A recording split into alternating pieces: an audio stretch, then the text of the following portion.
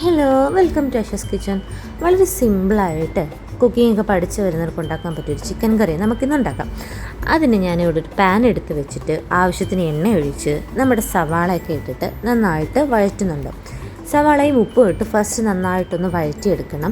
സവാളയുടെ ഈ ചുമന്ന നിറം ആവുന്നത് വരെ അത് നന്നായിട്ടൊന്ന് വഴറ്റിയെടുത്തിട്ട് നമ്മൾ ഇഞ്ചി വെളുത്തുള്ളി പേസ്റ്റ് ഇട്ട് കൊടുക്കുന്നുണ്ട്. ഇതിലേക്ക് ചെറുതായിട്ട് അരിഞ്ഞു വെച്ച തക്കാളിയും പച്ചമുളകും ഇട്ട് അത് നന്നായിട്ടൊന്ന് വഴറ്റിയെടുക്കണം. നന്നായിട്ട് വഴന്ന് വരുമ്പോഴത്തേക്കും നമ്മൾ ആവശ്യത്തിനുള്ള പൊടി ഇടണം. ഇവിടെ ഞാൻ 2 ടേബിൾ സ്പൂൺ മുളക് പൊടി, 1 table spoon Kashmiri, 2 table spoon മല്ലിപ്പൊടി, ആവശ്യത്തിന് മഞ്ഞൾപ്പൊടി എല്ലാം ഇട്ട് നന്നായിട്ടൊന്ന് മിക്സ് ചെയ്യുന്നുണ്ട്. ഇത് നന്നായിട്ടൊന്ന് മിക്സ് വന്നതിന് ശേഷം ഞാൻ 2 സ്പൂൺ ചിക്കൻ മസാല ഇട്ട് കൊടുക്കുന്നുണ്ട്. ചിക്കൻ മസാല ഇട്ടത് നന്നായിട്ട് മിക്സ് ആയിട്ടതിന് ശേഷം ഞാനിവിടെ കറിവേപ്പിലയും ഇട്ട് കൊടുക്കുന്നുണ്ട്. അപ്പോൾ നല്ലതായിട്ട് സ്വാദ് വരും.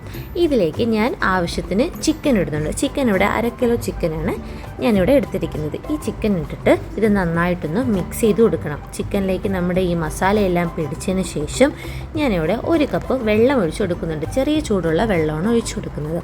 ചെറിയ ചൂടുള്ള ഈ വെള്ളം ഒഴിച്ച് കൊടുത്തിട്ട് നമ്മൾ 20 മിനിറ്റ് ഇത് അടച്ച് വെച്ച് വേവിക്കണം.